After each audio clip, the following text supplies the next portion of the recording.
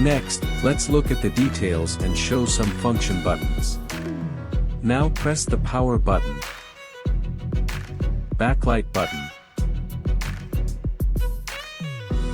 data hold button, maximum and minimum buttons, unit switching button, and temperature switching button. All the buttons are sensitive to touch, which is very good.